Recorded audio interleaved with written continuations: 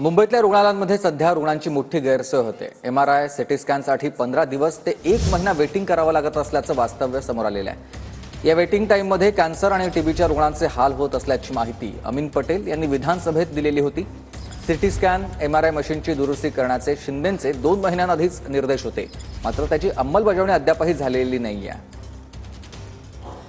त्या मुंबईच्या जे रुग्णालयाच्या बाहेर आहे आणि मुंबईतील सगळ्यात मोठ्या रुग्णालयाची सुद्धा जर अवस्था पाहिली तर लक्षात येतं की किती मोठ्या प्रमाणामध्ये या ठिकाणी रुग्णांची गैरसोय होतोय। इथे असलेल्या सर्व शासकीय म्हणजे मुंबईतील सर्व शासकीय रुग्णालयांमध्ये रुग्णांना एमआरआय साठी 1 ते 2 महिने तर सिटी स्कॅनसाठी 15 दिवस ते 1 महिने वाट पाहावी लागत असल्याचं धक्कादायक वास्तव समोर येते। यापूर्वीच मुंबईत झालेल्या डीपीडीसी बैठकीमध्ये उपमुख्यमंत्री यांनी मुंबईतील सर्व शासकीय रुग्णालयांनी तातडीने सिटी स्कॅन आणि एमआरआय मशीनची दुरुस्ती करून किंवा त्या नव्याने घेऊन रुग्णांवर तातडीने उपचार करण्याची तंबी आरोग्य कर्मचाऱ्यांना अधिकाऱ्यांना दिली होती। पण 2 महिने होऊ नये याची अंमलबजावणी का होत नाही असा सवाल सुद्धा आता या निमित्तानं उपस्थित केला जातोय। मुंबईमध्ये जी देशाची आर्थिक राजधानी आहे तिथेच जर रुग्णांचे अशा पद्धतीनं हाल होत असतील तर मग इतर रुग्णालयांमध्ये रुग्णांना काय उपचार मिळणार असा सवाल सुद्धा विचारला जातोय।